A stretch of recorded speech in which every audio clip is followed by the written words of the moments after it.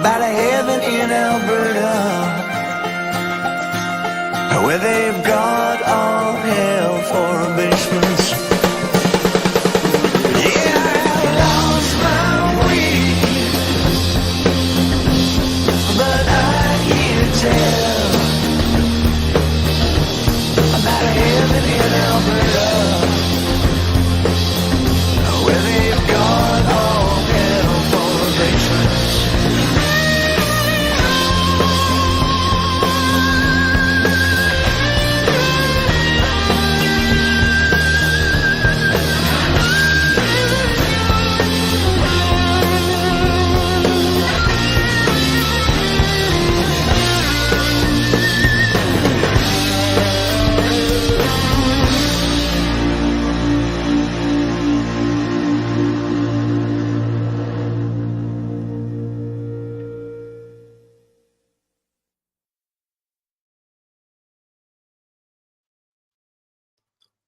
All right. Hi, everyone. Frankie here, New West Reset. Hello. How's it going, eh? Welcome back. Thank you very much for shooting in and joining me here for another one. This is New West Reset Live. That's right. Episode 32. So welcome. Great to see all of you. Thanks for taking time out of your day, your evening. Good day, good evening to you. Good night, good morning, maybe. I don't know where. God doesn't know where you're coming from. Sound off in the chat where you're at, where you're coming from. Great to see a couple of people in the box here already. Eric's here, Old World Hamster Wheel Cranes. How you doing there, bud? Good to see you. My Rage / Mirage. Not sure which it is. I'm sorry. I'm an idiot. Anyway, welcome. My buddy Vince. Howdy. Good to see you, sir. Good to see you. Our old friend, hidden in plain sight, is here as well. Shooting all the way in from the Netherlands.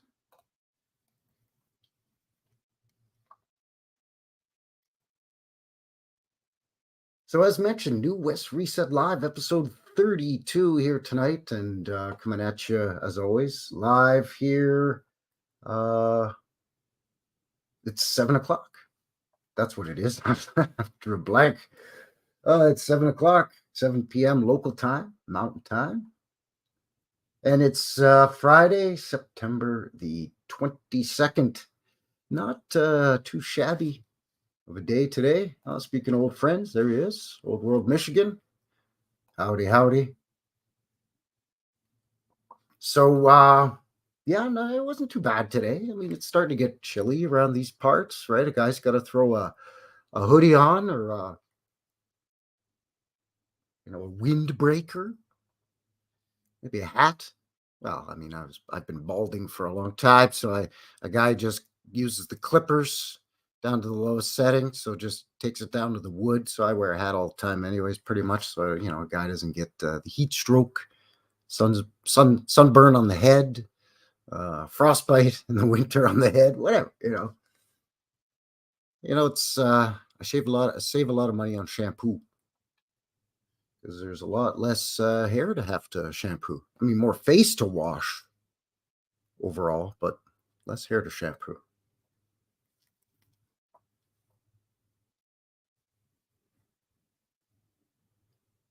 Southwestern United States. There we go. Nice. I'm down there in the Southwest area. Very good. I can relate. I'm coming at you from Calgary, Alberta, Canada, up here in Purdy, Alberta. And Calgary is in the southwestern part of our province up here. So, and if you're coming, if you're shooting in on a guy from Texas, if that's where he is, Alberta's kind of Canada's version of Texas. Got the cattle and the oil and the tooting cowboys and the buffalo and the wild Indians and all that narrative. So hey, so welcome. Anyway, speaking of narrative, tonight on the show, we're going to be talking about the Hudson's Bay Trading Company. And I guess it's like the world's oldest still running company. Which is kind of crazy. I guess, it started in like 1670. So, yes, that's right, Vince. The Buffalo. The Buffalo. Yes. Arizona. I see. Well, welcome. Yes, the buffalo with their buffalo rubbing stones that they supposedly would rub their fur, their winter fur. They'd rub against these stones, and to shed their winter coat on their fur, right? Much like moose do, and whatever, and tons of other animals do it, right? They do it on these stones and polish them real smooth, like you see, like smooth like glass, smooth like the ice on an NHL hockey arena. Yeah, title's here. Hello.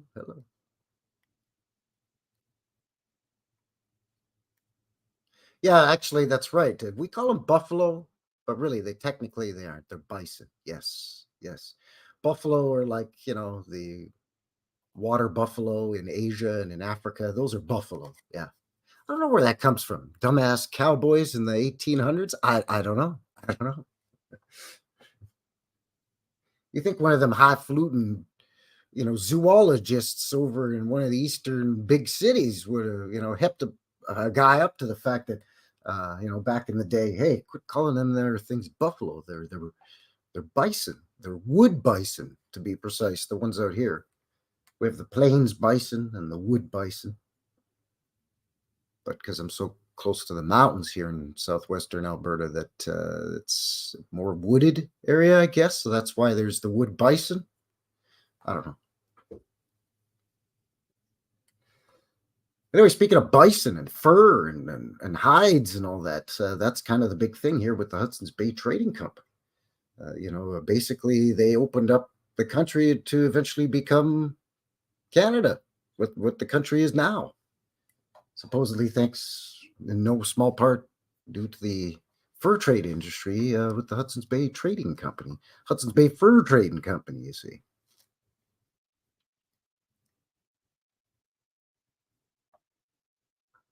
So before we head down that dusty trail, let's see what's going on here. First of all, we could give the stream a like, a thumbs up, help a fellow out here. It just helps to push me out into the algorithm. There's 10 of you watching right now. Welcome. Thank you very much. The guys had problems with the goggle machine here, the computering magic box thing. I don't know. I was trying to connect on with the Rumble, because usually I stream live on Rumble simultaneously while on the YouTubes here, but I don't know, it was all glitchy. I shut everything down, did a restart on the old magic Google box here, and I don't know what's going on with the desktop. It's not old or anything, so I don't know what's going on. There's been a merger of the internet provider companies here in Calgary in the last while. Rogers Cable and Shaw Cable. I don't know if they merged. One bought the other. Hostile takeover. I have no idea. I don't care. As long as I get the same service. So, I had to swap out the modem there for the Wi-Fi. The ether, basically, right? The Wi-Fi. And ever since I got the new Wi-Fi, what was that, on Monday, I think? Yeah, Monday. It's just been kind of, it seems slower. The little blue wheel while your computer's thinking for a split second. Well, it's lasting like a half a second now instead of a split second. It's not annoyingly slow. It's just slightly noticeable. But then as soon as I plug the Ethernet into the thing and plug it straight into the box, everything's firing on all cylinders. So I don't know what's going on. Anyways, hopefully you're hearing me loud and clear. Everything. My sound check was fine over on the YouTubes. Everything's okay there. Just something's not hooking up with the Rumble. So sorry about that. Everybody over on the fighting channel over there, the fighting platform over on the Rumble. That said, links in the in the box below for for a guy over in the BitChute if you want to hang out with me over there, and Rumble, MeWe, of course, my email as well. If you have any ideas, any suggestions, anything you want to run by me, or if you just want to talk about all this weirdo, crazy stuff that we're seeing out there. And that's kind of how this was by request, actually. This one was somebody in the box here, somebody in the chat here, I think last stream, maybe the stream before, I don't know, had suggested doing the Hudson's Bay. So here we are, eh? We did one on Rupert's Land originally, which was sort of what Canada was kind of called before Canada, sort of. And I think we touched on the Hudson's Bay Company, but didn't really get down and dirty with it. So that's what a guy's fixing to do over here right now. But first, holy smokes, look at this. Thank you. Thank you very much. Old World Hamster Wheel Cranes. Why don't we all put in a few loonies for a guy, eh? Thanks a lot, buddy. Thanks a lot there, eh? Appreciate that. That's nice. Thank you. Nice little super chat there. I can't let that go. I can't let that go unacknowledged here. So this one's for you. Beautiful. Thank you very much. Very generous. Super chat. So yes, thank you very much. The super chat, I appreciate that. Maybe that can go towards a guy's Wi-Fi router thing. Get an upgraded one. I don't know. It's supposed to be the brand new one. I don't know. Anyway, thank you. Appreciate that. Internet person, welcome, my friend. Hear you loud and clear. Excellent. Thank you. Yes, it's Friday. I know that that dirty rat Douglas over UAP, he's streaming right now too, I think. So as I always say, if you're here instead of over there, wow, thank you. Appreciate that. I don't know what to say. That's great. Thank you.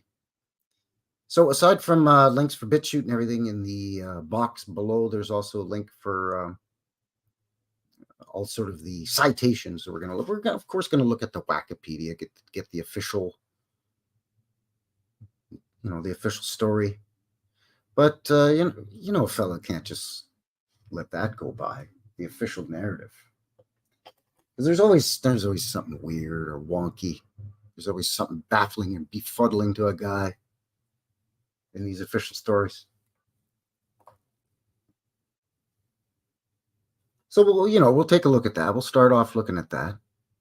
And I've got some old photos too of some of the Hudson's Bay Trading Company locations.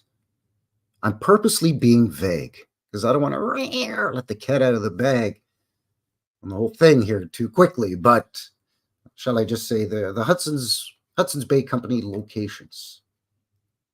And there's, by the way, Hudson's Bay Company, the Bay, as we call it up here in Canada there, eh? But we call her the Bay up here for sure there, but it's been around since 1670, man. It's still going, still, a chain of, it's not really a fruit trading company anymore, right? But that's how it started, supposedly, apparently. Now it's, a big chain of department stores and they have holdings. But at one point, Hudson's Bay Fur Trading Company was the largest landowner in the Americas out of any company, corporation, private person, even more than the Crown. The English Crown, of course, right? So that I was like, wait, what? They owned more land than the British Royal Monarchy? What? But at this, at that point, this was pre, Britain laying claim to Canada. This was back in the 1600s. Again, Canada was known as Rupert's Land. This was before Upper and Lower Canada, which is now sort of Ontario and Quebec-ish. And eventually, we became, the Dominion of Canada, right? We're a commonwealth of provinces, much like the U.S. are, a united republic of states, independent states that are united, right?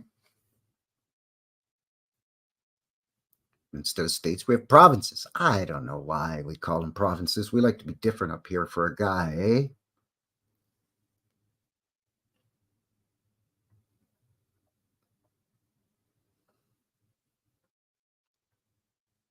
So yeah, we'll do that. We'll look at some of the official story and have a few shits and giggles with that, because that's always good. Well, we could certainly explore these ideas too. Absolutely, that it was a shell company. Personally, I think that it was just a branch or a tentacle, if you will, of of an umbrella corporation, which was the British East India Company, right? Which was a crown company, and I mean, Rupert's Land was.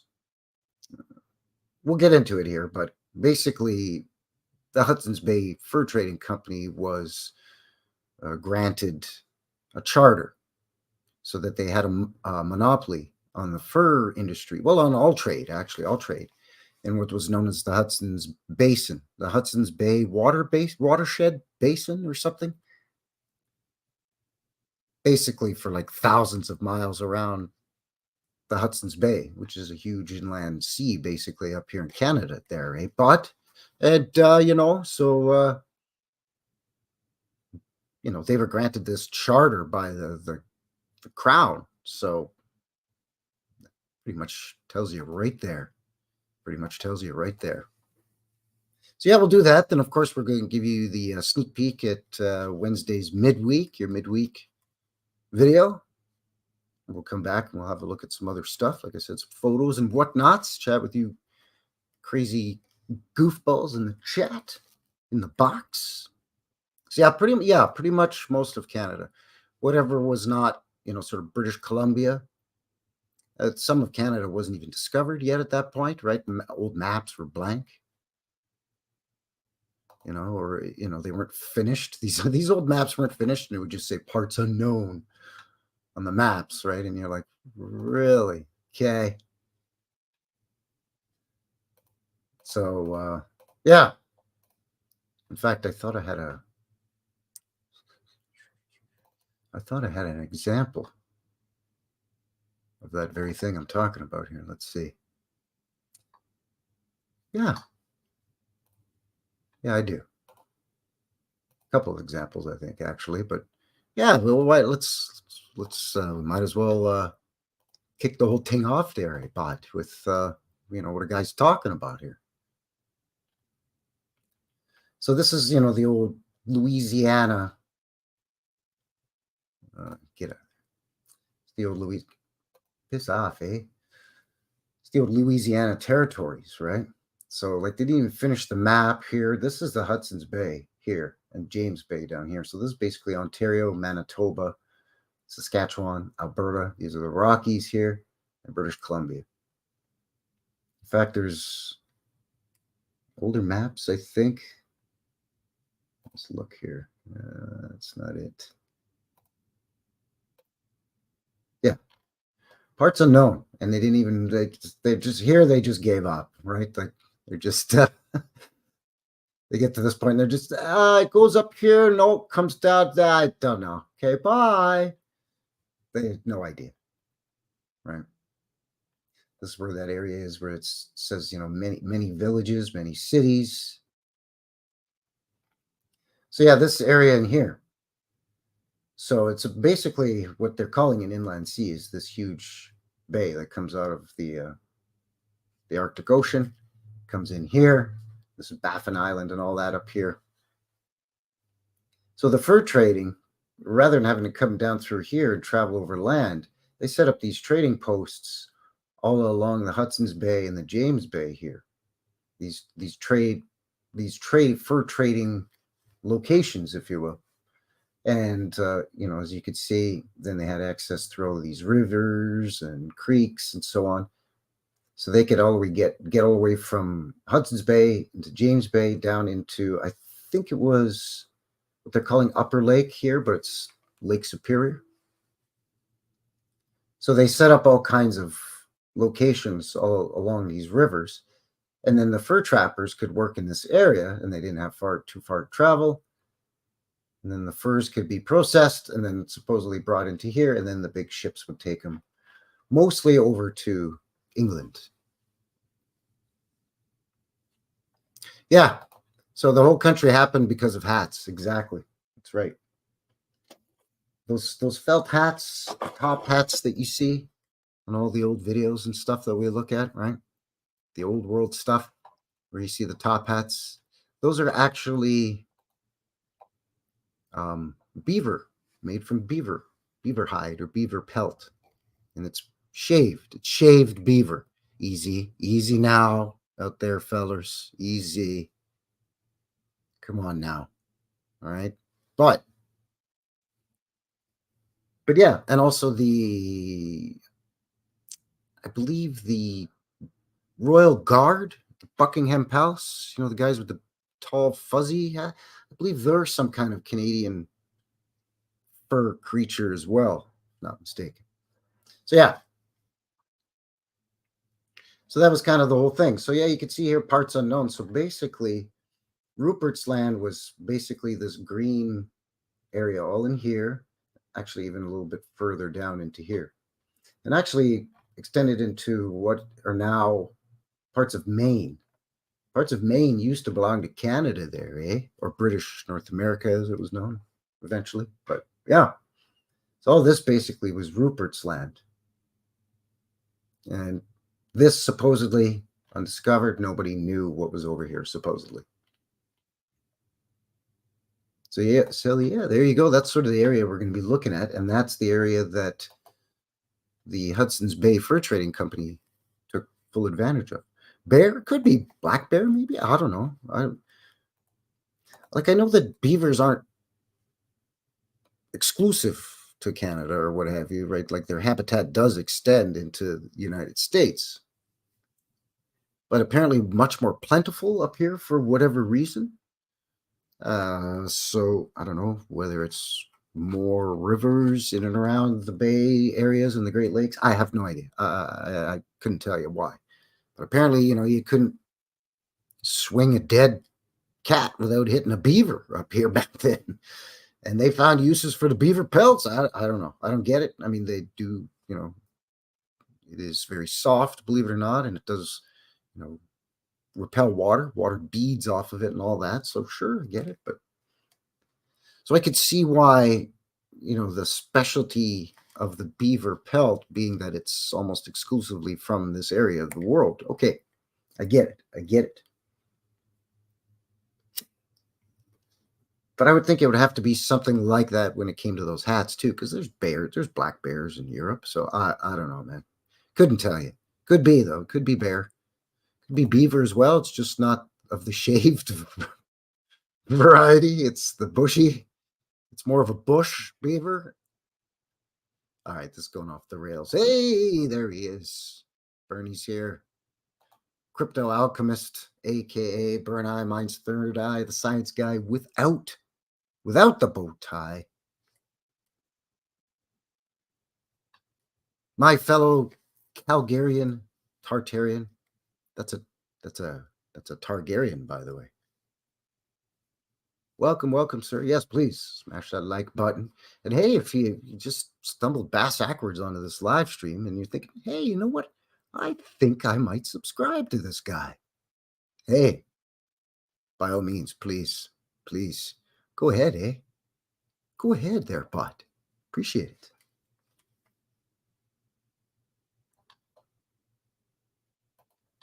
So what do we got going on here? Let's see. Let's start with, like I said, the sort of the official story, the official the skinny, the 411, as the kids would say. I don't know if that's what they actually say. I'm not hip. But I got the Wikipedia here. I'm just trying to blow it up a bit. Just a little bit. Yeah, whoops, I accidentally did that. There we are. So the Hudson's Bay Company. You can see here, it was founded or established or whatever, the 2nd of May, 1670, 353 years ago, in Londinium, in England. Their headquarters is in Toronto, here in Canada there, but for sure there, you're not going to go all the way to London all the time to go to head office there. Jeez, it's a long flight there, bud.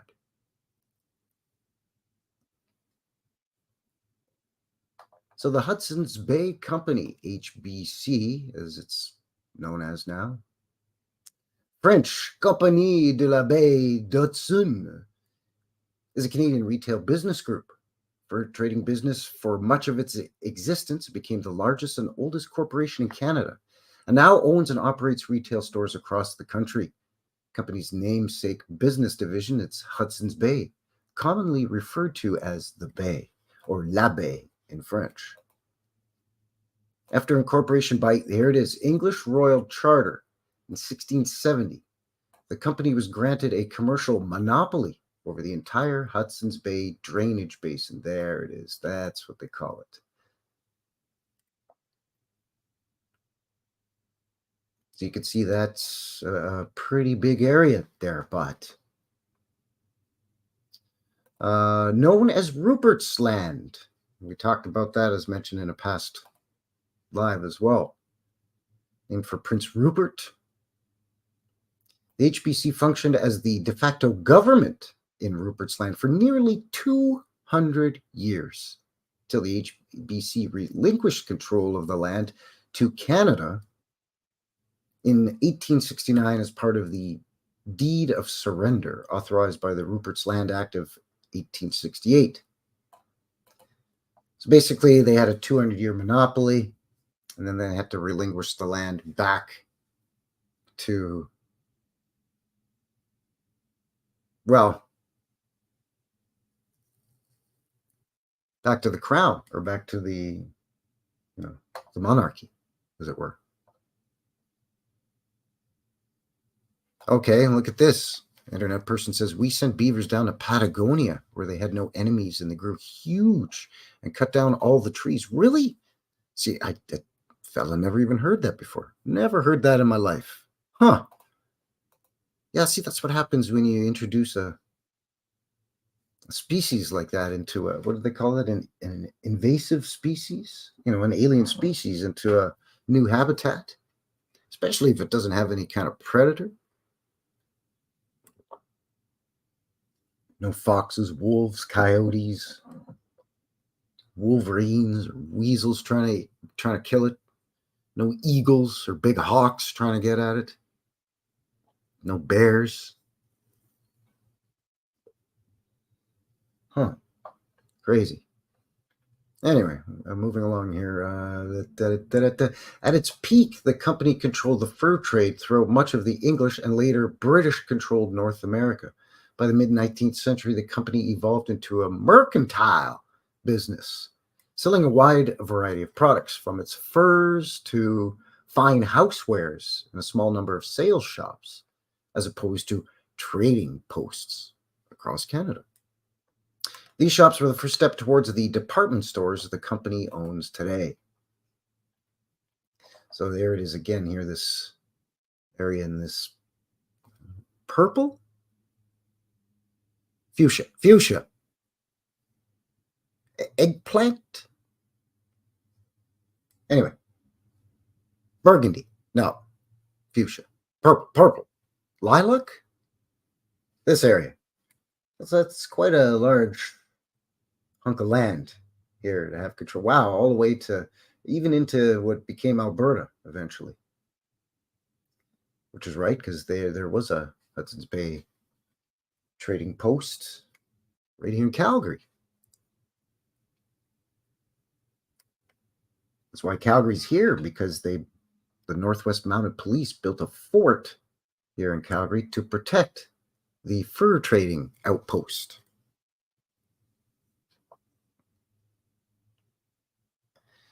So for much of the 17th century, the French colonists of North America, based in New France, operated a de facto monopoly in the North American fur trade. Two French traders, Pierre something or other and Médard so-and-so. Okay, whatever. I mean, we're talking about the 1600s here. I mean, just throw any names in there you want. Excuse me, I just realized why I'm having a problem here with the clicking of the mouse. I'm getting long in the tooth, right? And a guy forgot his reading glasses. 1 second here. Let's talk amongst yourselves, eh? Talk about Canadian stuff like Neil Young or maple syrup. Or beer or hockey for a sec there. But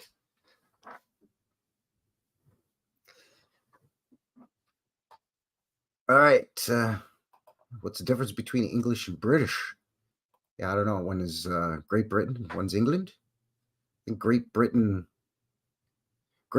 is England and Scotland, which is Britain, Great Britain, right? And England is just England. And then the UK is England, Scotland, Wales, and a bit of Ireland, I think. I don't remember. It's all very confusing. I can barely remember the names of all the provinces and territories right here in Canada there, but. So they learned from the Cree, apparently, what the best fur trade country lay north and west of Lake Superior, that there was a frozen sea still further north. Assuming this was Hudson's Bay, they sought French backing for a plan to set up a trading post on the bay in order to reduce the cost of moving furs overland. So, yeah, rather than having to go all the way down the St. Lawrence here, the St. Lawrence River, excuse me, they could just boop right here. And then, like I said, they could set up points all along here. So I guess a bunch of guys got together in the 1650s and they started talking about putting together this company, and they approached a bunch of highfalutin French aristocrats, and they formed this Hudson's Bay Fur Trading Company. And they were sponsored by Prince Rupert, hence Rupert's Land. And they started to explore trade in Hudson's Bay.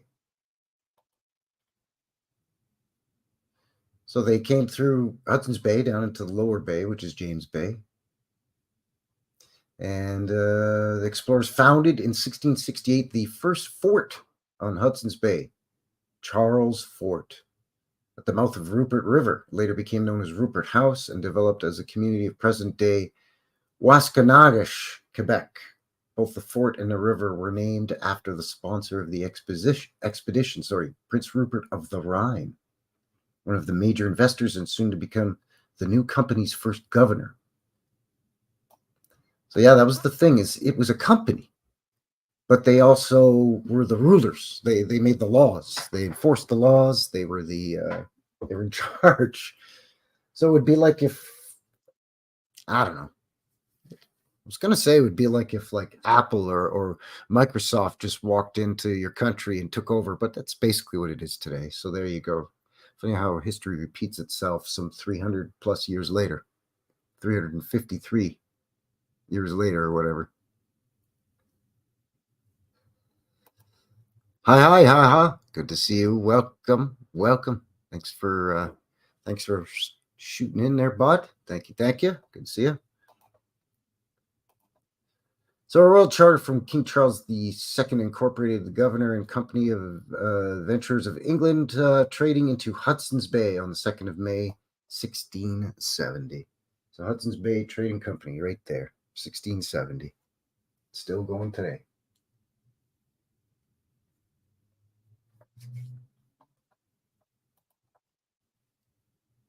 So the charter granted the company a monopoly over the region drained of by all rivers and streams flowing into the Hudson's Bay in the northern parts of present-day Canada.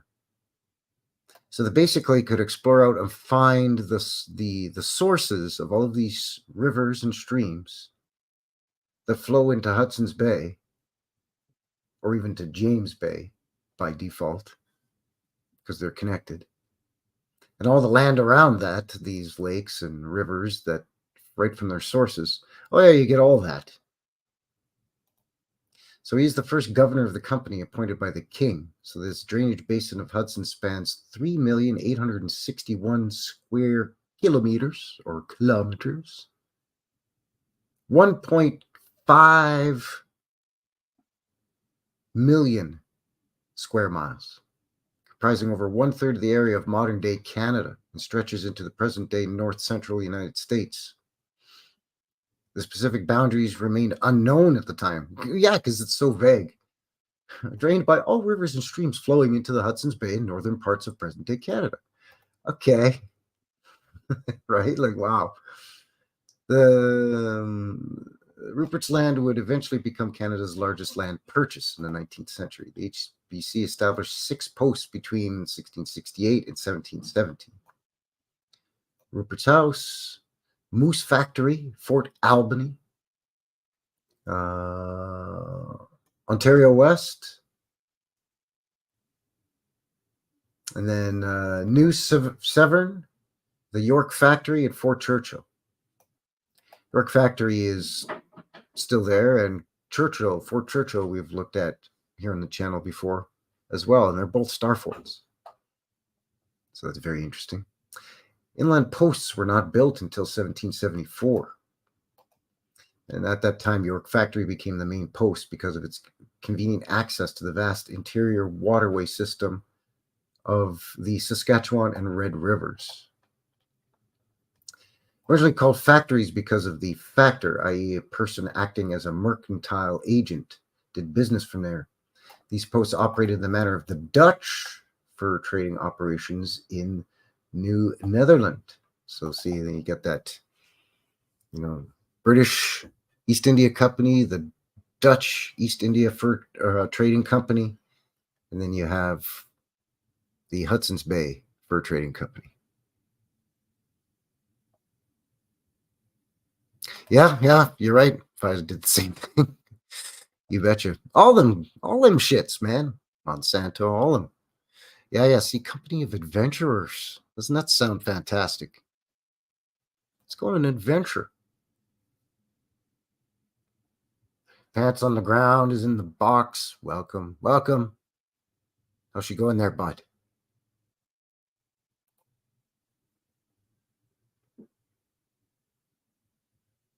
Yeah, at some point they have to build the Chateau Frontenac. Well, those fur traders and adventurers, they're really good at building castles in the New World, supposedly, apparently. So then there's this familiar old story of during the fall and winter, First Nations men and European traders accomplished the vast majority of animal trapping and pelt preparation. Because, the Europeans would have died without the help of the indigenous First Nations, and Native Canadians, Native Indians, if you will. But apparently, according to the narrative, the French and a lot of other European fur trappers got along pretty good with the indigenous at first. It wasn't until, HBC and other big fur trading companies came in that they basically started trying to, again, rule the land, right? They're a company that's making the laws and enforcing the laws. So if they don't want the indigenous First Nations people around, they just, and we've covered that on this channel in live streams before too. So basically they expanded into the 18th century. And, the end of a couple of wars kind of helped out with the business a little bit. That's nice. Because usually it's the other way around. war helps businesses, but it didn't help the fur trade that much, because then, during the war and even up until the War of 1812, the fur traders representing any of the fur trading companies up in Canada, whether it was HBC or any others, they weren't allowed to cross into the border into the U.S. at all. Get on out of here now, you stinky Canadian. Go on now, get. Oh, come on there, eh, bud? Let's just bring some beaver pelts down in here, eh, guy? She's all good there, bud. I said this is America. You ain't coming in here now. Go on now, skedaddle now, get. Jeez, bud. Just let a guy trade some fur, eh? So yeah, that's kind of the official. Again, the link for this. I mean, this, a lot of these goes on and on. TLDR, How's everybody in? Yeah. There you go. Yeah, I mean, this is going way back, man. This goes back to the 1670s, 1680s, early 1700s. And right around this time, as internet person mentioned, they're supposedly building forts and outposts and trading posts and establishing relationships and trade relations with the indigenous. But they're also building castles and canals, and it's like, wait, hold on here. They're doing this all at the same time.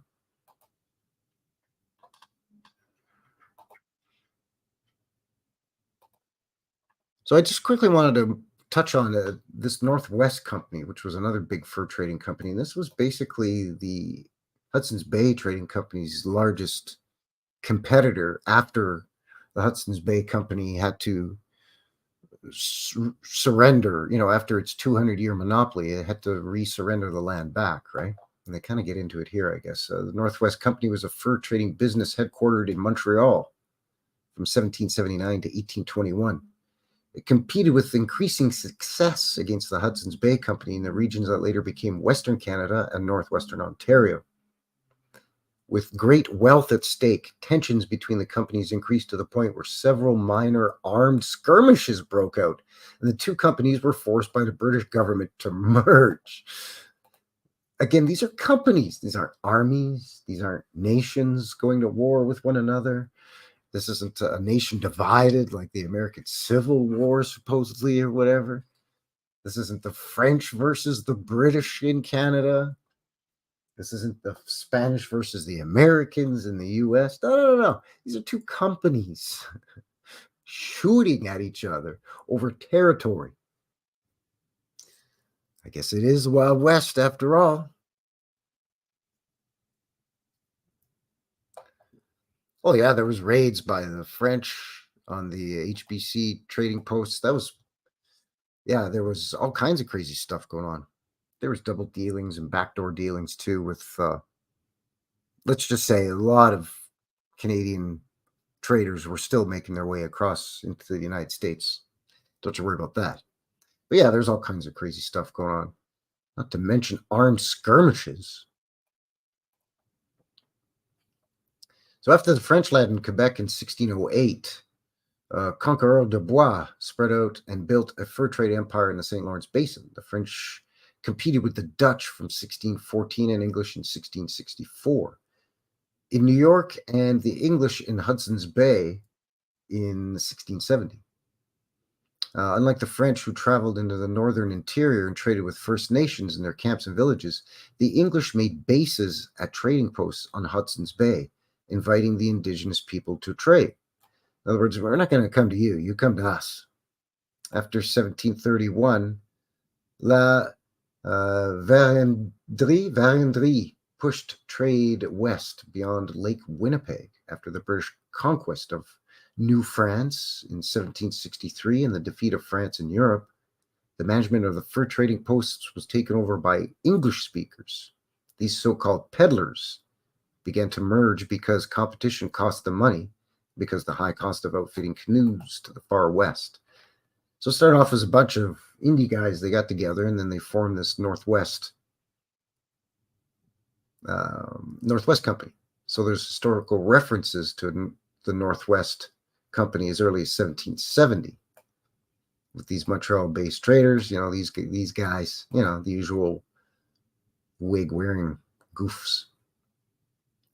But the standard histories, although that's plural, not the standard history, the standard histories, mind you.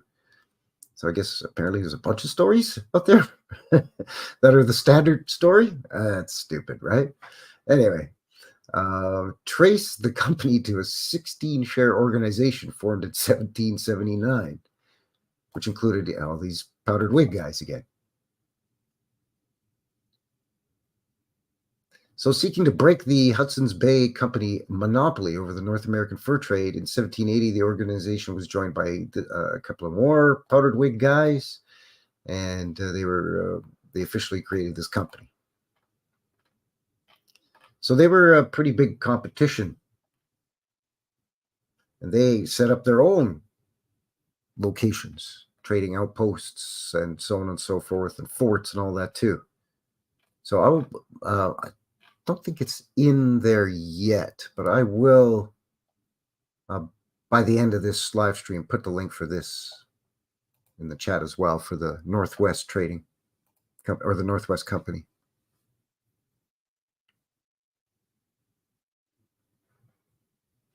Yeah, and that's how the HBC settled. Yeah, basically, what they were able to do with their monopoly and with the vague language used in that charter granted by the crown was basically that all the rivers and everything that pour into or feed the Hudson's Bay and the James Bay, anything that's attached to the bay, you get all the land around that. Well, it's so vague, like how much land around it, how far, right?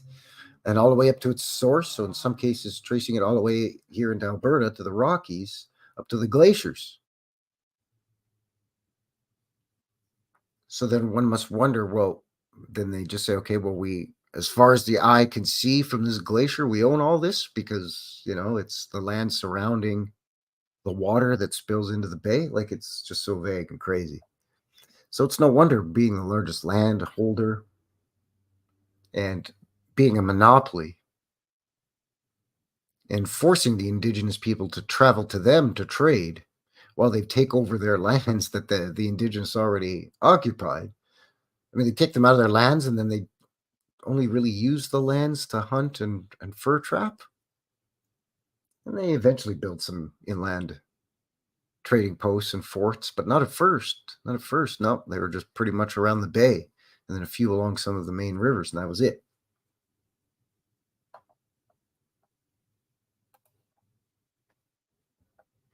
Hey, Phil Henry, welcome, welcome.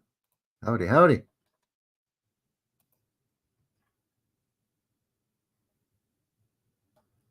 So I found a pretty neat what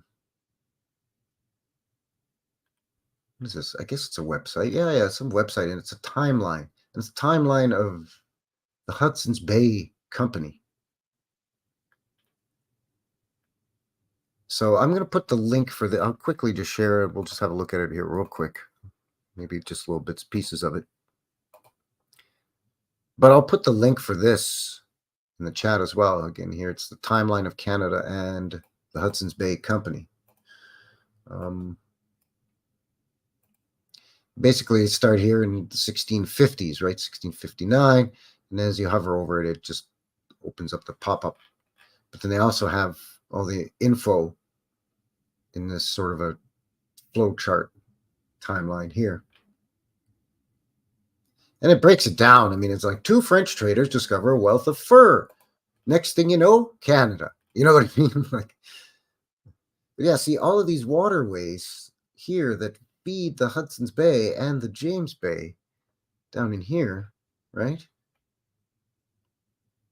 I mean, so they control the land around all of these lakes and rivers and all of this, all the way around here. You can see how many just feed into this thing, in or out, doesn't matter. There's that Churchill, and there's where that Starfort is that we've looked at in past live streams. And other channels have shown it too. Bernie's shown it on his channel as well. I mean, there's hundreds of star forts in Canada. I found dozens and did a live stream about it a while back as well. But this one's very well known. I mean, they don't even deny it. I mean, they just say, yeah, it's a big fort that was built. I mean, the usual, right? They call it a bastion fort, to protect against, the French or whatever, right? But yeah, so I just thought this was really interesting. I mean, again, it's the narrative, so it's interesting in the sense that they do these huge time jumps. There's not much to explain what was going on with the company during that time. How did they get to be from just a few dudes trading with the indigenous people to hooking up with the, British royalty and eventually getting the 200-year charter while founding a company that would get a 200-year charter and a monopoly on it. Like, how does that happen? And to become the, still the oldest still operating company. Just it's like they're still around. They didn't go tits up, belly up. Well, and that's just the thing, right? The overland transport was way too slow. You load up wagons and you got a team of horses or mules. That's way too slow. The indigenous First Nations people and a lot of the early European fur trappers that had good relationships with the indigenous peoples, they understood that the waterways were like highways. They were like superhighways, freeways. Upstream, downstream, inland, out to the sea, out to the bay. Down to other nations, across to other nations, other indigenous, native First Nations, that is, right? You trade amongst other friendly First Nations peoples, tribes, and nations.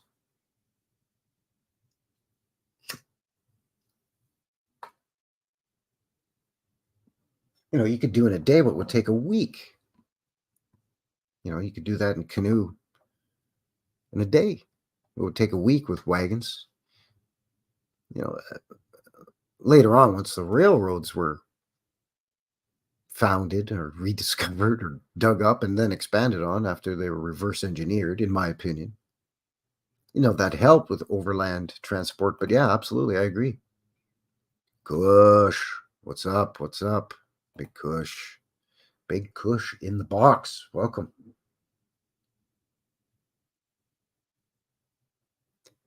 So I was farting around on the YouTubes and I found an interesting video on what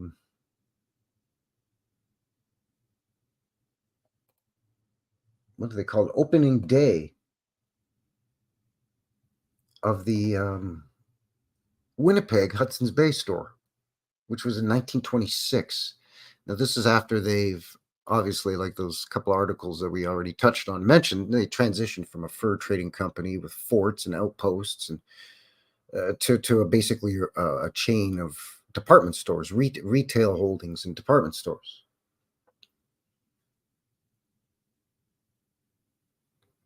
And this started sort of, right in the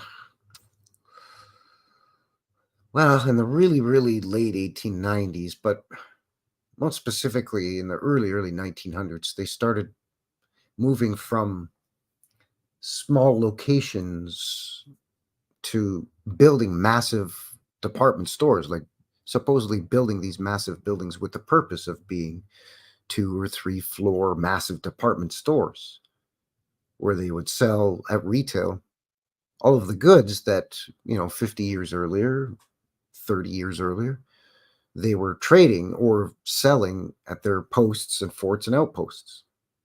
Everything from housewares to clothing to fur still. And they do still sell fur to some extent.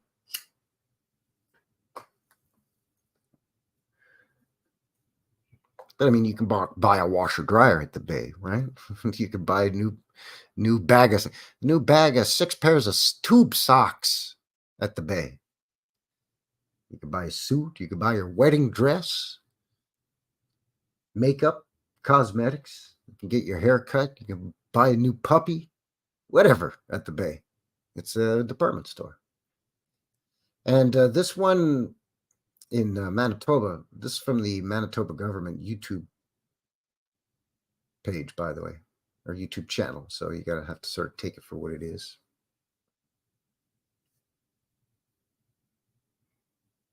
But this is opening day of the big store in Winnipeg in 1926. So I thought I'd just share that. I mean, it's public domain. It's a Government of Canada public domain thing. So I don't think there's any music. They're gonna ding the guy anyway. So I think we should be all right to share this thing.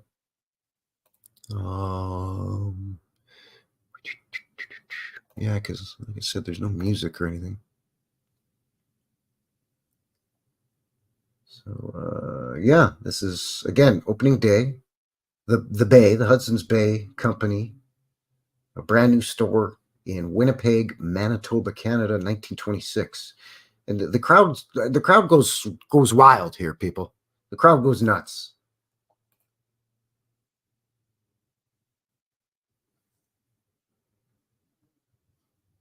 Like I said, I'm pretty sure there's no sound on this anyway.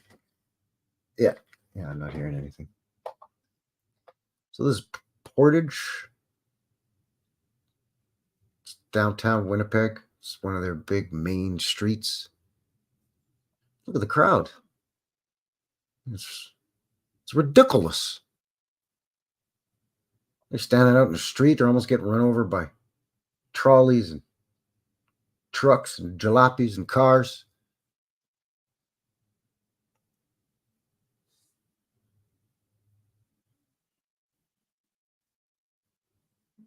I mean, it's like Black Friday at the Best Buy or the Walmarts or the Toys R Us or I don't know, whatever it is that people go crazy.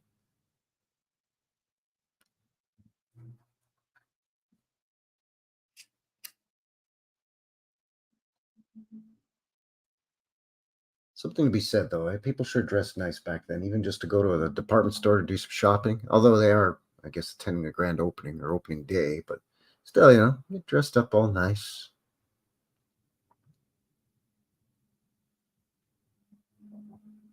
Now, this is May in Winnipeg, so it's not, 70, 80 degrees Fahrenheit. It could possibly, I see people's breath. So it's around 0 Celsius, which is like, I don't know, what is that? 30-ish Fahrenheit? 35 or something? I don't know. Freezing.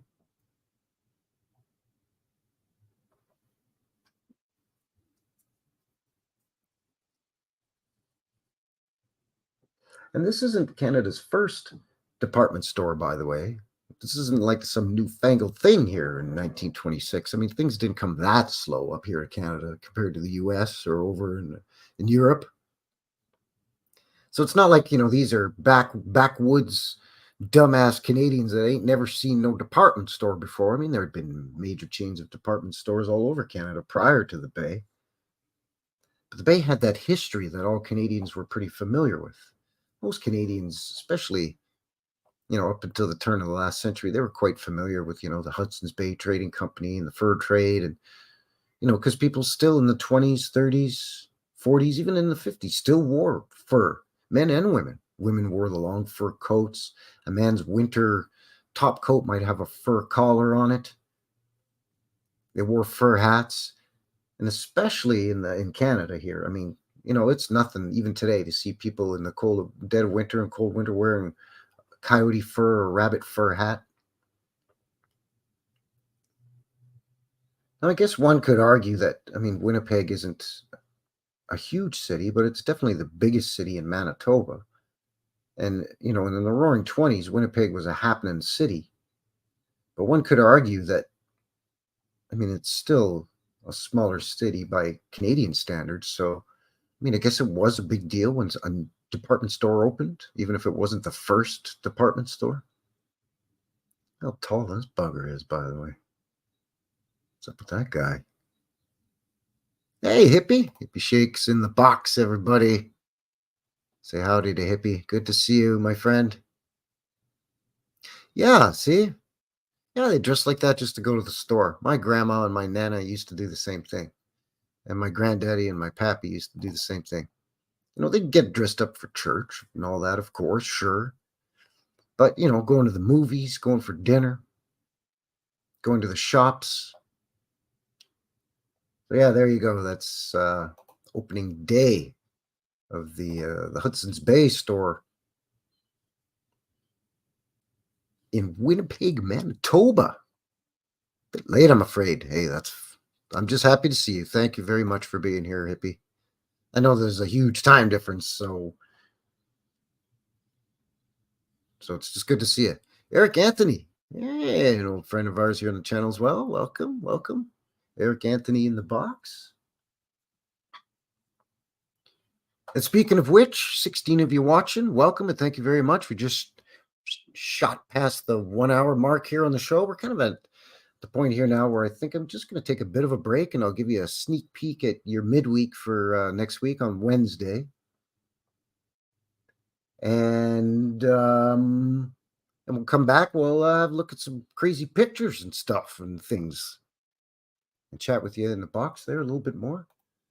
Let me just get the video for Wednesday queued up. In the meantime, if you haven't already, please give a guy a like, give a guy a thumbs up. It just helps me out because I'm a pretty small channel, right? There's the big boys out there, and then there's little guys like me.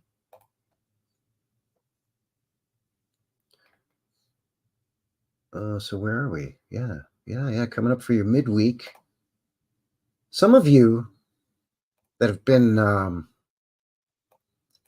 visiting the channel for a while may actually recognize some of this footage. This goes back to another live stream that I do here on the channel with my friend and cohort, and fellow crazy Canadian, Chris over at Old World Exploration. And he and I do a monthly show called the Knucklehead Show. That's right. It's exciting. We focus on Canadian content, Canadian cities, or weird, wacky Canadian places, or goofy stories, especially old world stuff, obviously, here in Canada. A while back, we did an episode on Nanaimo, which is a small city on Vancouver Island out there in the west, in British Columbia, just to the west of the guy, just over the Rocky Mountains there by the Pacific Ocean. Anyways, this was some old footage that I found for that episode. So I kind of played around with it a little bit here for you. So we'll give you a peek at that. I'll take a quick little break. It's just 2.5 minutes or so. Guy's going to go and whet his whistle. And then we'll come back. All right, so hang tough. We'll be back in 2 shakes of a buffalo's tail or something like that.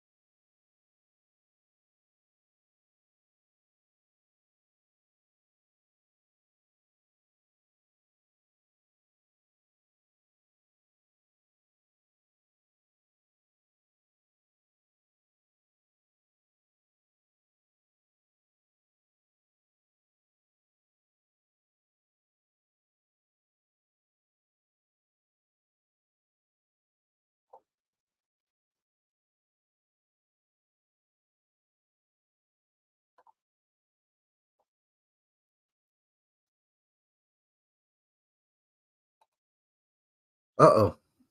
Looks like we had some technical difficulties on that, didn't we? You folks didn't see a thing. Uh-oh. Uh-oh.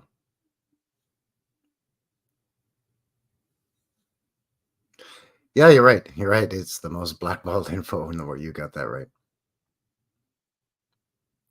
Whistle if you're alive. Yeah, yeah, okay. Yeah, sorry about that.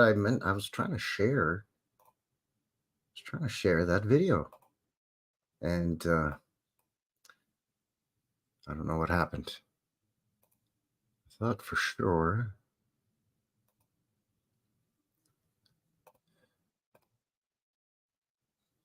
All right, I know you can see that. Okay, let's try this again. I'm sorry about that, everybody. All right, let's try this again here. I'm just trying to. I don't want it to do that. That's good.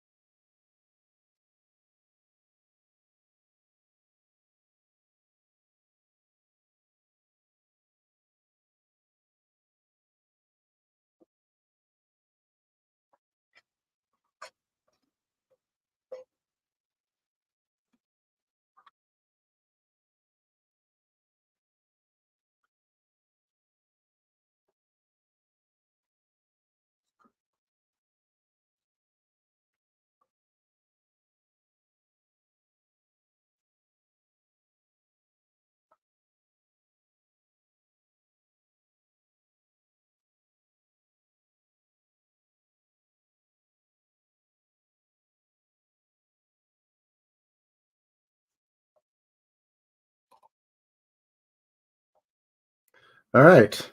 All right. All right. Here we go. Hey, Jason, welcome. Howdy, howdy. Jason Marshall in the box. So yeah, that was I don't know if you got sound on that though, to be honest with you. I want to say that maybe you didn't get the sound on that for whatever reason. Let me just check to see if you did or not. No, you didn't. Oh, okay. I screwed up.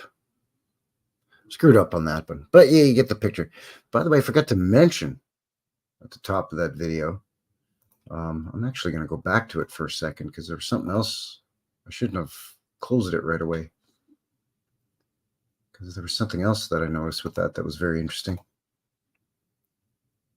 But I forgot to mention before playing the video, there's that bastion, that sort of tower, that octagonal tower, the octagonal domed roof on it.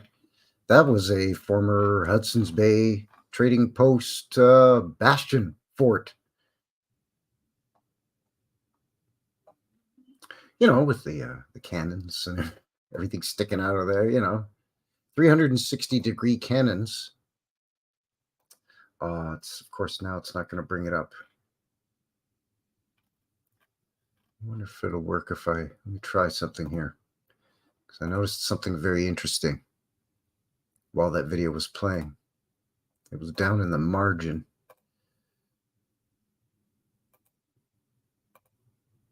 Just trying to pull it now. All right, there it is. I want to share something with you because it's very, very interesting.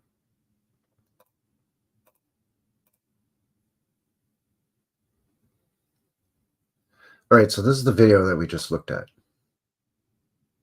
right? What's going on? Why am I getting the wheel? Cut it out.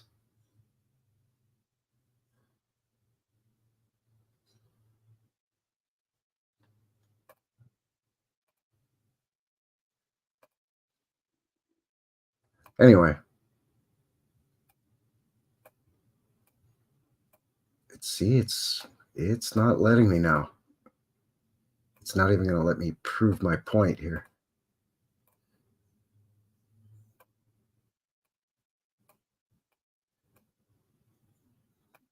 All right, so there's that bastion, right? So yeah, they used to have cannons sticking out of these cannons pointing right into Nanaimo, by the way. But earlier, remember I was talking about the Hudson's Bay Fur Trading Company and the beaver fur. And wouldn't you know that down here on the side scroll, YouTube is recommending Primus, Winona's big brown beaver. So anybody that tells you that Microsoft/YouTube isn't listening, oh, it's listening. It's listening, right? I know it's kind of blurry, but Primus, Winona's big brown beaver, right there in the side scroll recommendations. So, aha.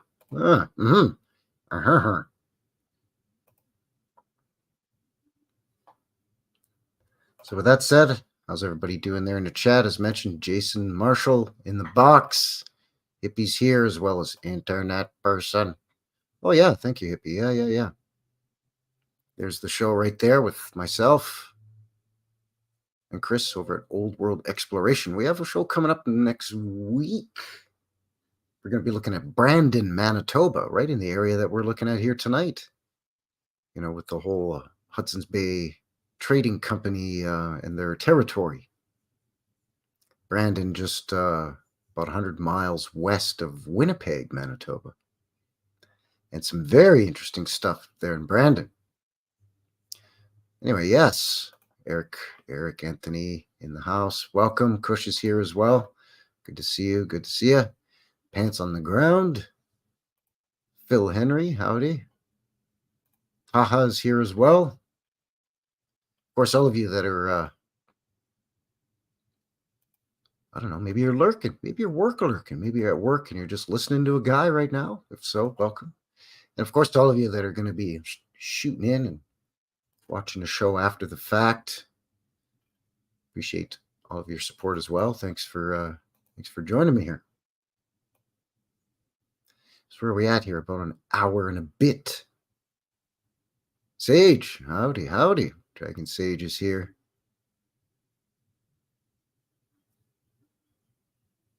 Enlighten for Truth. Welcome.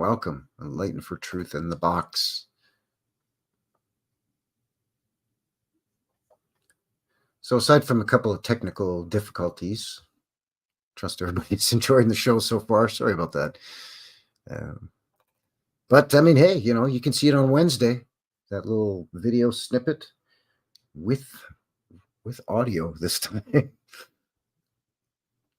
Anyway, I'm going to open up a folder that I have here for the Bay. And just want to share some photographs. Hey, how's she going there, bud? Logan Rothrod's in the box. Welcome. Just listening in the back of the class. There you go. Nice. So yeah, let's have a look at some photographs here for the Bay, the Hudson Bay there, bud.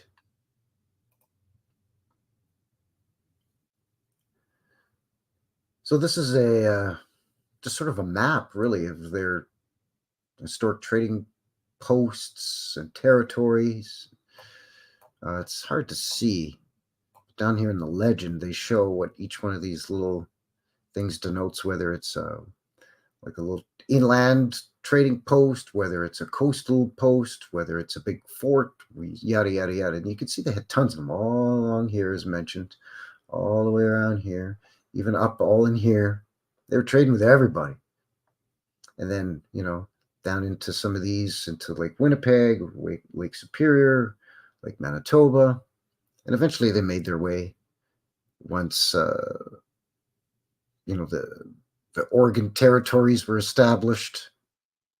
And, some of that became British Columbia. And, Alberta and Saskatchewan were formed. They started moving into here. Basically, after the Louisiana Purchase, they were able to kind of really move over into here.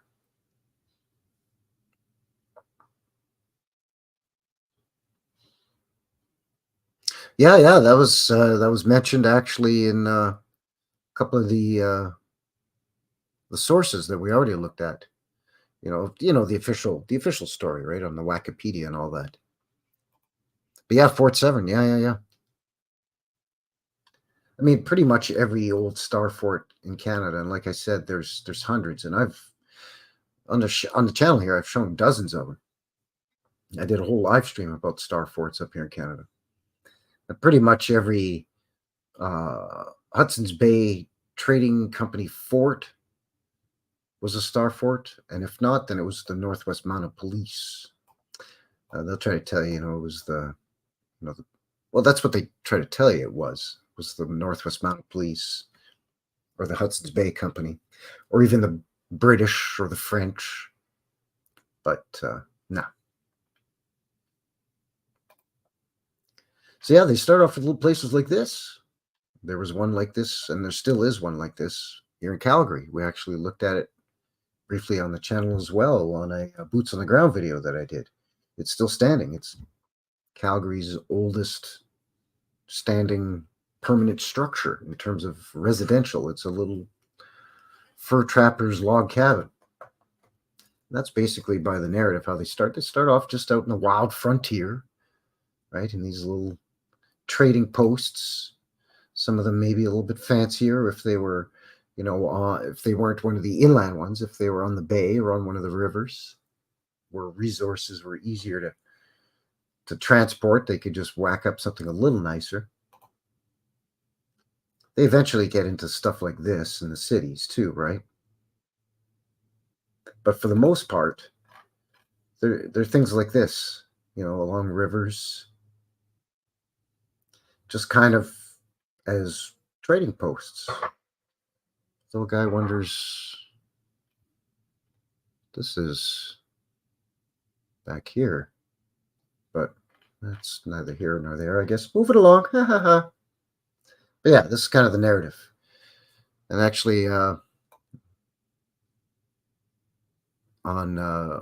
my recent boots on the ground video last Sunday that I uploaded, my buddy Vince and we went up to Heritage Park. It's like sort of a pioneer village amusement park / living museum, I guess. I don't know. They have set up like a Wild West town, right? And it's huge. And they have the old steam trains going through there, all that. Anyway, we went and looked at the recreation of the old Hudson's Bay trading outpost and fort there in Heritage Park. And it was very, very interesting. But it's basically a huge wooden fort with a bunch of little buildings like this, these little log cabins. And they had their sort of main, what they would call factories, which were sort of distribution centers. And most of those, if not along waterways, later on along the railroads, obviously. And they would trade with not only just furs, but they would trade anything. Household goods, pots, pans, the famous bay blankets, basically hardware, whatever you needed. And mostly they traded with other fur traders, with trappers, with miners, prospectors, indigenous First Nations peoples, that whole story, right?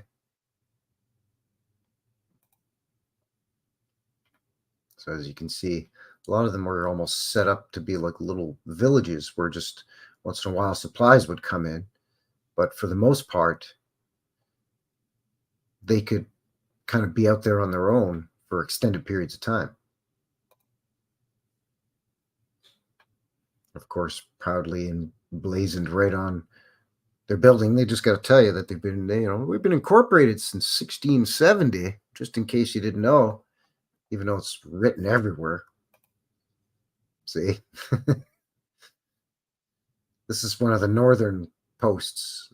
This is up in St. Roche. These are going to be Inuit, I'm thinking. The inside of one of the trading posts. So, you get your tin cans, buckets, sacks of flour, sacks of coffee beans, whatever. There's a nice etching of the Hudson's Bay Company trading store. This is from a sketch from 1888.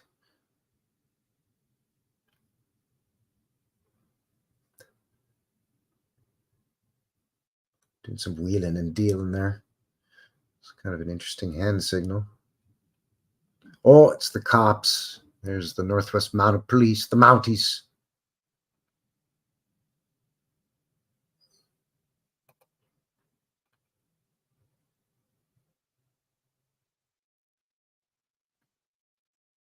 Some of these photos are fairly recent. Some of these are from the teens, right? Obviously, these are from the teens, early 20s.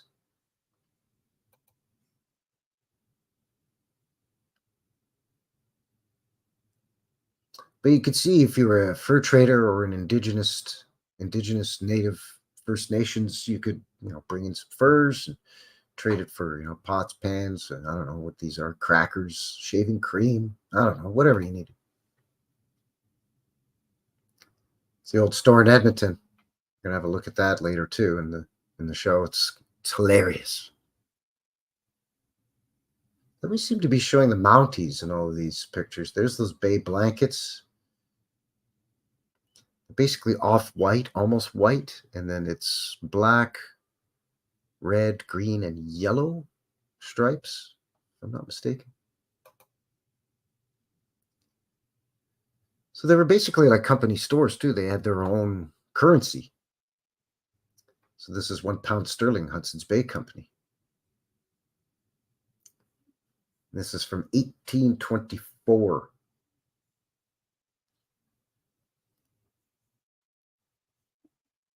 Hudson's Bay Company promised to pay the bearer on demand the sum of £1 at York Factory in Rupert's Land, and a bill of exchange payable 60 days after what is that? After sight at the Hudson's Bay House, London.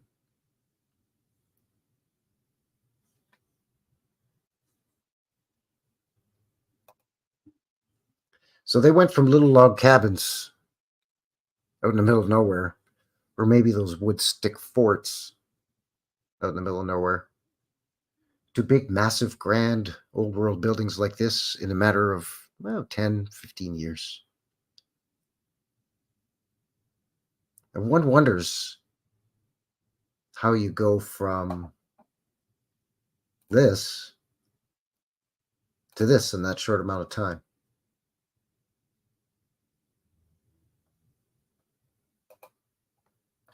Here's the Toronto Bay store right on Yonge Street.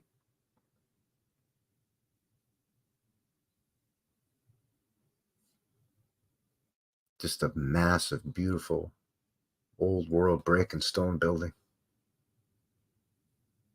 This one on the other side of the street's beautiful too, but you can see they've already got the electric streetcar system in, but they're still running with the mules and horses and carts here. But no problem. Five stories in the middle of the prairies. Oh, sorry, in the middle of Toronto? Sure, no problem. This is the Winnipeg store. This is the one that's out in the middle of the prairies. This was the one that in a little video clip we saw, the people just spilling into the streets waiting for this thing to open.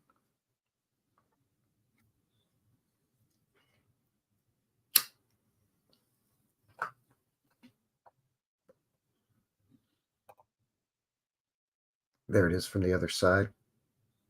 Just gorgeous. I mean, you know, this is what beaver pelts will get you. Big, massive structures like this, right in the middle of the bald ass prairies. Beautiful entrance on the corner of the building, and that rounded corner. Nice sawtooth design along here, and just, you know, I mean, it's not super fancy, but I mean, it doesn't even need to be this fancy. It's you go in there to buy socks and underwear. Ladies go in there to buy rouge or stockings. This is in Yorkton, Saskatchewan. This one shocked me. Yorkton, not a very big city. I mean, I would have thought Regina or Saskatoon in Saskatchewan, sure, but Yorkton? But look at this thing. What do you suppose these are up here, by the way? No idea. But look at this. And up here, too. And just all this. Now, and I mean, I was kind of joking, but not really when I said Winnipeg was in the middle of the bald-ass prairies. But, I mean, Yorkton really is. I mean, Saskatchewan is right smack dab in the middle of the prairies. Yeah, how much were they selling those hats for? Well, beaver goes for a pretty penny, boy, let me tell you. I mean, of course, you want to have your big columns here. I mean, not quite pillars, but, you know, columns nonetheless. Big pediment on top. Just, you know, portal up there, I guess, sure. Now, we've gone beyond horse and buggy at this point, but you still got, like, crappy dirt roads where they just put, like, the wooden sidewalks at the intersection so you could cross and not get dirty. But meanwhile, they can do all of this, you know, in the prairies. I'm just noticing now, even just in here. Like, it's blurry, pickolated there. Sorry, good people, but, you know, jeez. Yorkton, Saskatchewan. Okay. Sure. You're Saskatoon. I mean, that makes sense. Saskatoon and Regina, pretty big cities. Now, this one, not fancy by any means, but still a huge structure. Again, 5 floors in the prairies in Canada. And don't forget, you can only spend about 5 to 7 months building. You're not going to be building this in the winter. Not until at least it's enclosed and finished enough where you can get guys going on doing the interior finishing and get some heat going in there. But stone, concrete, whatever this is, I think it's actually a mix of both. I think it's a concrete building, but with some of the facading here is stone.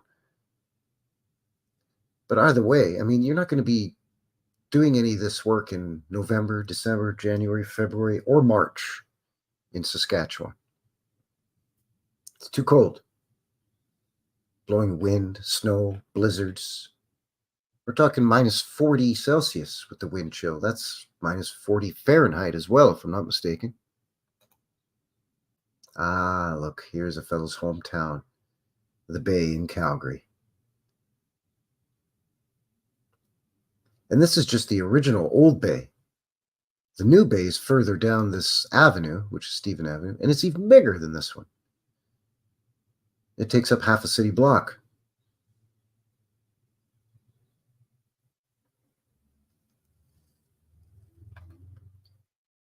Interesting symbology here, but again, you know, sparing no expense for a big, huge store in the prairies where you're going in to buy long underwear and, I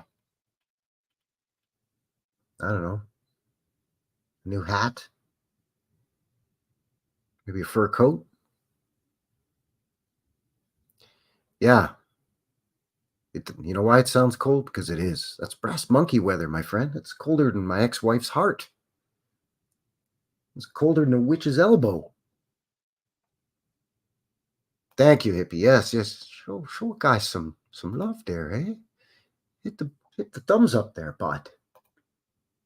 There she is, all decorated for the 250th birthday of the Hudson's Bay Company in 1920.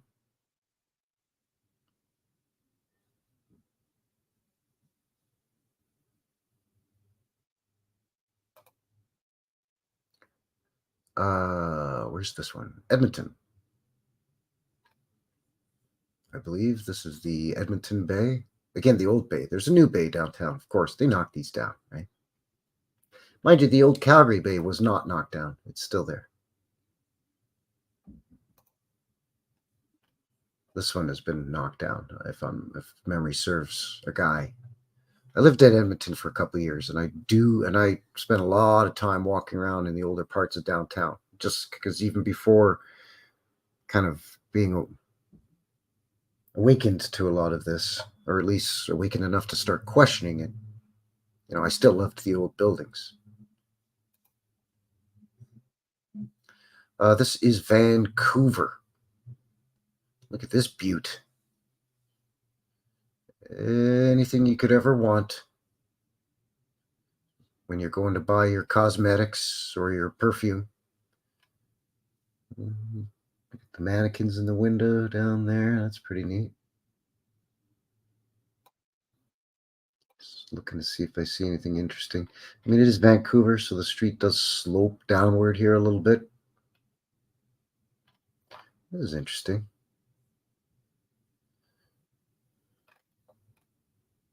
Huh, never seen that before. I've seen these striations, but I've never seen these little nodes on the columns like that before. It's interesting.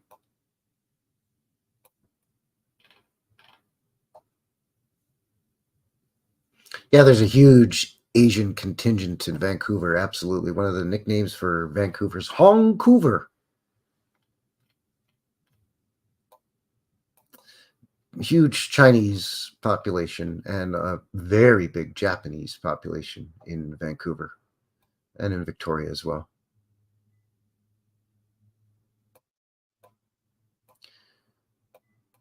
Get out from in front of that trolley, you knuckleheads.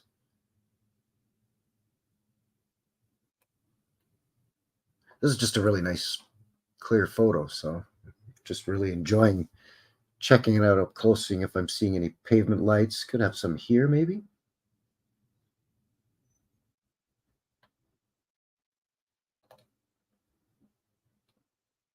Just a lovely, lovely structure.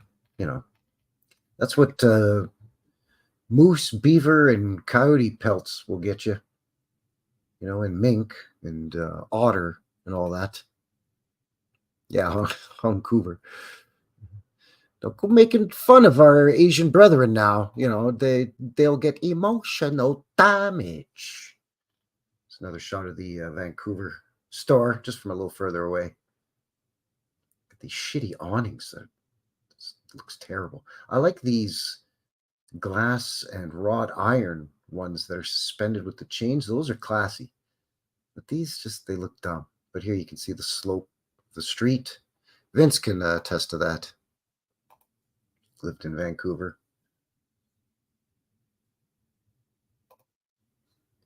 Here's the Victoria store. So on the island, Victoria, not a very big city, but big enough to warrant a pretty darn good sized store here, if you ask me. 4 floors. Again, a lot of, not as quite as fancy, but still, you get this sort of almost like a palm leaf effect on this. What do they call the tops or the crests of these columns or pillars? Where it gets all wavy at the top. What do they call it? I can't remember.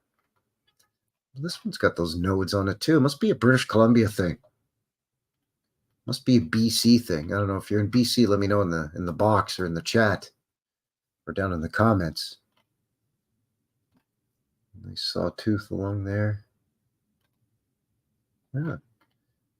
Again, not Not quite as fancy as Vancouver or the Winnipeg, or the Montreal one, that brick one we saw. Still quite nice. So there you go. This is what they call the 6 flagships for their quote unquote new concept department stores. This is the newer store, the original Calgary store that we looked at. Nope. The one that was decorated. Sorry, I went too far. Yeah, this one. This is the old store. And then the one on the, this is the new one. It has this beautiful promenade here. And all of these pillars are beautiful marble pillars. And this is all black granite along the bottom of these columns. This promenade runs an entire city block this way and half a city block this way. And it's a beautiful building. Of course, these are gone along the top, and the other fencing on the top's gone. The dogtooth or sawtooth is still there. But there's gargoyles and stuff up here. They've removed them all. Supposedly they were falling off, or they were afraid that they were going to fall off on the street below. You know, that old song and dance. So yeah, that was the old Edmonton one we looked at there. Victoria. I mean, if you ask me, man, like the Vancouver and the Winnipeg stores are the two most beautiful. I mean, the Winnipeg one even stomps a mud hole in the Calgary store, and I'm kind of partial to this, you know, being that I live here. But this thing's a beaut. But that's just on another level. But very similar in their designs, you can see. Especially between these two. But they all have these sort of signs of the old world. You know, this one almost looking like two structures that are united into one function. Lots of arches on this one. It's the only one that has the arches. Arch windows, that is. And this with just all the tack on the top and all the pillars and columns. Same with this and this. It's just crazy to me.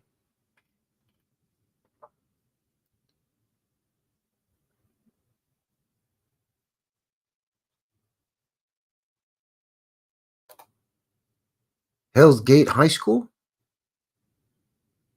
Where's that in Helena? Helena, is that Helena, Arkansas, or Helena? I don't know. And you know what photo file would not be complete with a couple of construction photos, eh? So this is a construction photo of the bay in Calgary, and this caused yours truly some confusion. Because, well, first of all, I love the fact that they're supposedly digging out a foundation here for the department store, and they've just got lines of horses or mules with carts to pull all the dirt out of here. Of course, you had a couple of jackasses standing around watching. Some more horses and carts up along here. But anyways, this confused me because I recognized this church in the back, and I'm like, wait a second. This church is nowhere near the bay, but that's because this is the old bay, 1911. It's not that big fancy bay from the 20s, supposedly. So you can see the confusion, right? It's very easy to confuse the narrative after the fact. Oh, Helena, Montana, my mistake. I should know that. Montana's just right below a guy, basically.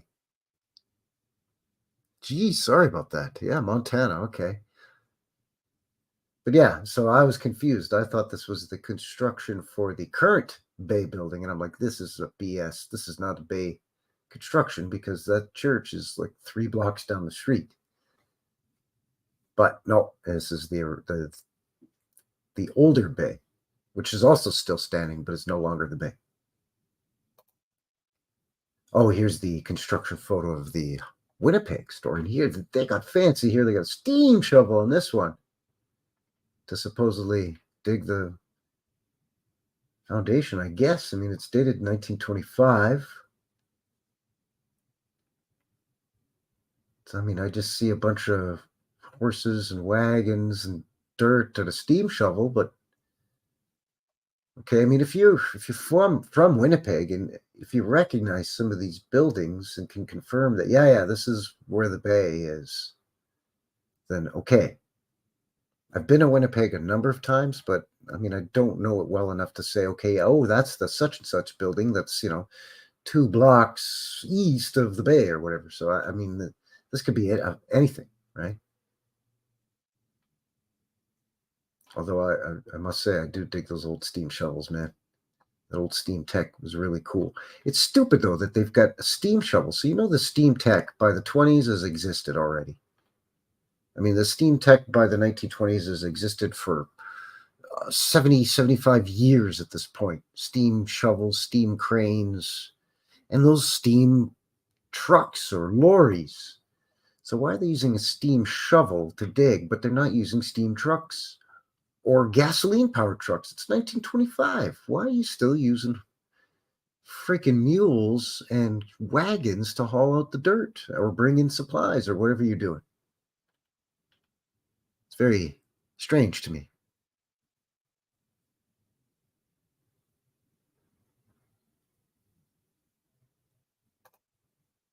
And here's the pièce de résistance, as we say up in French Canada. This is the old Hudson's Bay Post in Edmonton.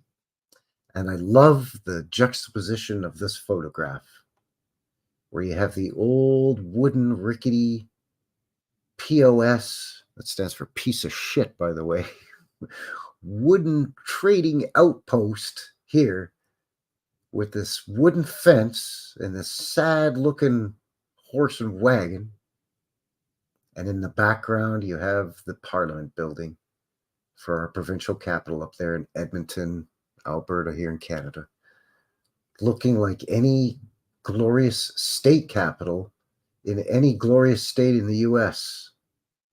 I'd put this up against any state capital in the US. And I'm not trying to make fun of you, my good American friends. I'm just saying, out here, this is north central Alberta in the prairies, where it's minus 40 degrees with 4 feet of snow for 4 to 7 months out of the year. And you've got this that we can build, supposedly, but then we also build this. Excuse me? This is, I love this photo because it's so ridiculous. Western junk. Yeah, you said it, buddy. You said it there, Ted. Ted is Fred's Canadian cousin horse, by the way. He's the horse that built Canada. Ted.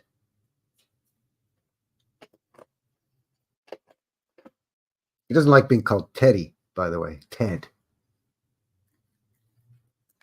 But yeah, you get that glorious old world structure in the background with, I joke about it all the time here in Canada, but it seems to be true. We just can't have one dome. No, we like to do 2 domes. We like to build a dome, then we like to put a cupola on that dome, and then we like to put another dome on top of a dome, just because we're Canadians, eh? And then we'll put some tech up here, portals, huge pillars, massive columns, big, massive entranceways, many levels and layers to this building. And I'm definitely going to be heading up to Edmonton to do a boots on the ground of this sucker, as well as a bunch of other places that I know of in Edmonton. But yeah, just this compared to this in this one shot, love it. It's hilarious. Absolutely hilarious. So there you go. There's my file for the Hudson's Bay Fur Trading Company outposts and later department stores.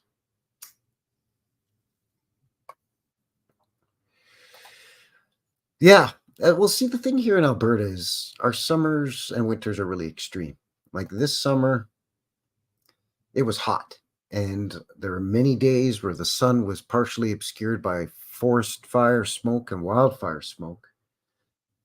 But even with that said, on the days where it was a little windier, or we had some rain for a couple of days and the smoke subsided or was blown away and we had the clear blue skies, man, it would get hot, 36, 35 degrees Celsius. That's in the high 90s, low hundreds. And we had that for, a couple of weeks straight where we were hovering between 30 and 36 Celsius. But our summers are short here because our springs come late. We're so close to the Rocky Mountains here that, and we're in such high elevation. Calgary's almost as high as Denver. Denver, gorgeous, the mile high city. So, we don't get that April showers bring May flowers here. We still can potentially have snow on the ground in May. Sometimes we even get snowstorms in May. I mean, it's that heavy, wet stuff by then because the air is warmed up above zero by then. But basically, our June is our wettest month. So we get July, which is still riddled with tornadoes and hailstorms, thunderstorms, and floods. But we get July, August, and the first half of September. And that is it. That is it.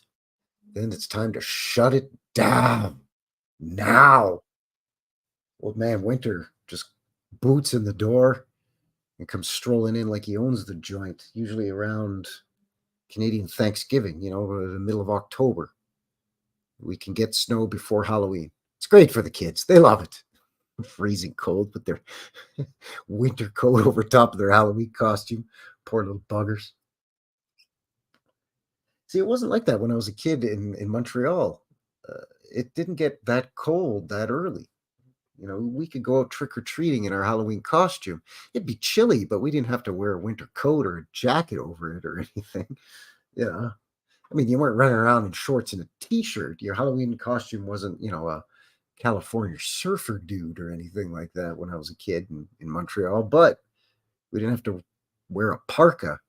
What are you supposed to be, kid? I don't know, an Inuit. Just give me the candy and let me go, please. I'm freezing my ass off out here.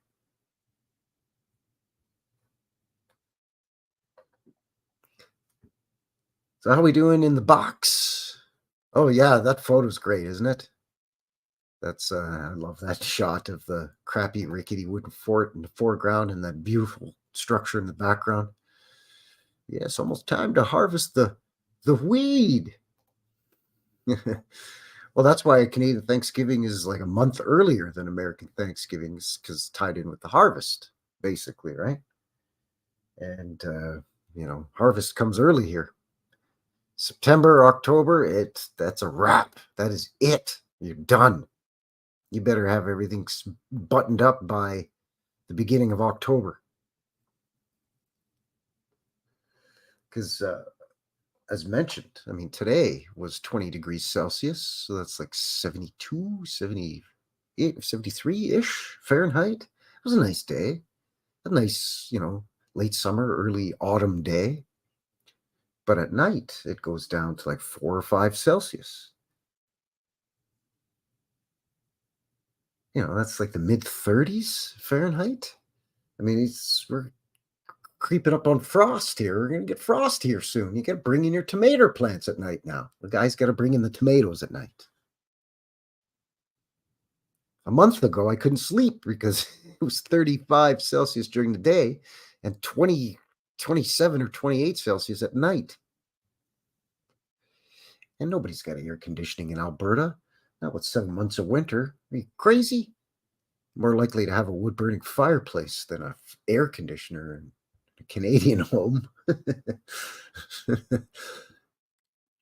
Well, out east it gets hot and humid, so there's air conditioners out east. And I guess in British Columbia, it gets so freaking hot in BC, it gets like in the 50s Celsius sometimes.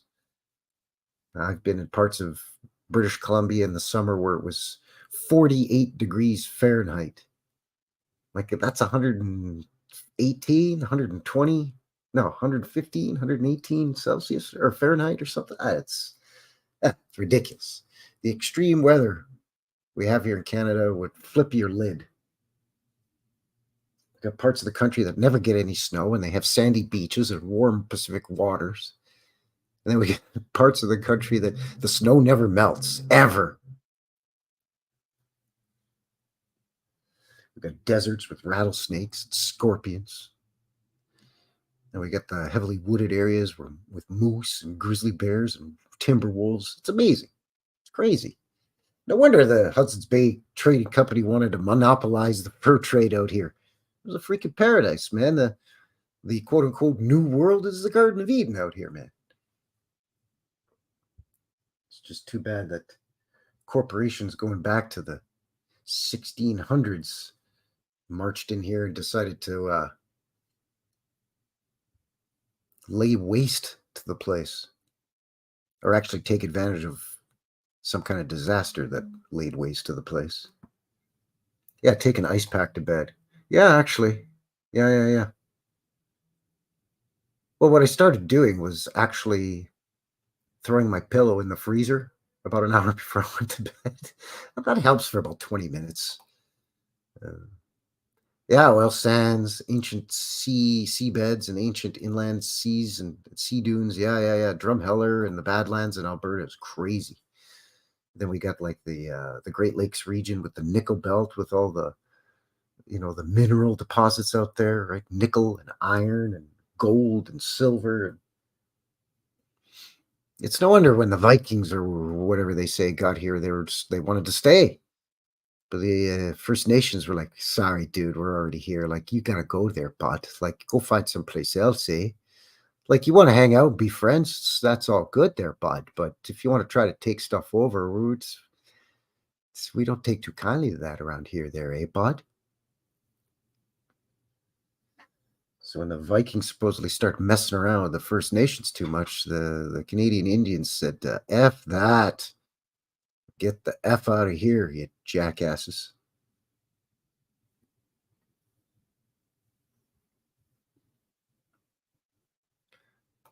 Really? Logan says we used to take field trips up there to Fort Steele and some golf course with tunnels. Tunnels under a golf course, you say? Huh. Very, very interesting indeed. Yes, Sam Steele, right, of the Northwest Mounted Police. A very interesting character in Canadian folklore, myth, legend, stories.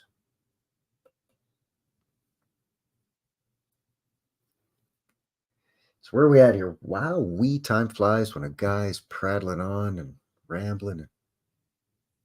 Coming up on the 2-hour mark here. So with that said, I think I'm getting ready to wind this thing down here. What are we coming up on 9 p.m.? So the guy's going to have himself a snack. My brother's home from work, so I think we're going to watch a movie or something. I think he's real good at sailing the high seas of video piracy. And finds, DVD quality movies on the interwebs. I don't know where he finds them, but we just downloads them and we watch them. And they're like DVD quality movies that are still in the theaters. The route to the Eastern Plains is kind of some of the stuff I'm going to the loop now. Interesting. Bet, yeah, well, almost, not quite.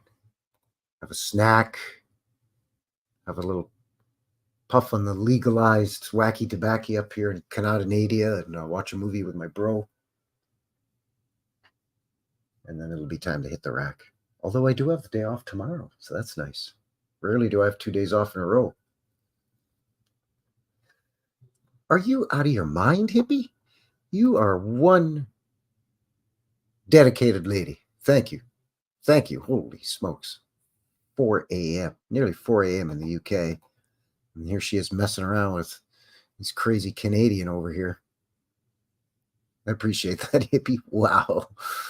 You're either a extreme night owl or a really, really early riser. Are you the one that's waking up the roosters?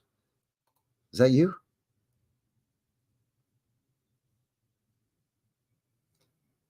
I'm going to have to check those out. There's so many people out there that have channels or upload content that I had no idea. I'm kind of guilty of that myself. I find the channels I like, and I tend to stick to them, right? And I tend, for some reason, don't really. I should do a little bit more surfing around the tubes of channels in our field of exploration.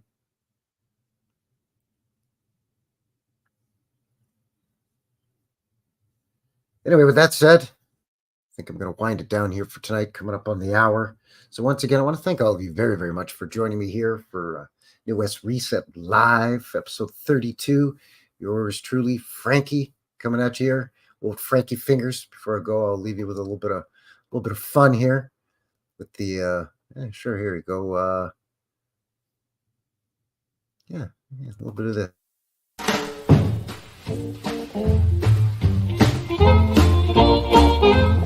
So now you know what I'm talking about with the whole New West Reset thing. No. What? No. What I said about Frankie Fingers. The Frankie Oh, Fingers yeah. and New West Reset are the same. Wait, what? Oh yeah, she don't stand no cheating. She don't stand none of that. Aha! So there you go. And once again, thank you very, very much to our buddy Eric, Old World Hamster Wheel Cranes, for his kind super chat donation. Appreciate that very, very much. Thank you. Thank you. And thanks again to all of you for joining me here tonight, taking time out of your day, your evening, your night, your early your early morning, if that's the case. And thanks for kicking off your weekend here on Friday with Frankie, New West Reset. Appreciate that. Don't forget to do this, that, and all the other YouTube things. And I think that is going to seal the deal here tonight for Frankie, New West Reset, and New West Reset Live. Appreciate all of you coming by. Thanks again for all your kind comments, your support, and all of your suggestions. And we'll talk to you on Sunday with your boots on the ground. Got a good one coming up for you on Sunday. And then, of course, we'll see you on Wednesday for your midweek. So until then, have a good one. Take care out there, and we'll see you again soon. All right? Cheers.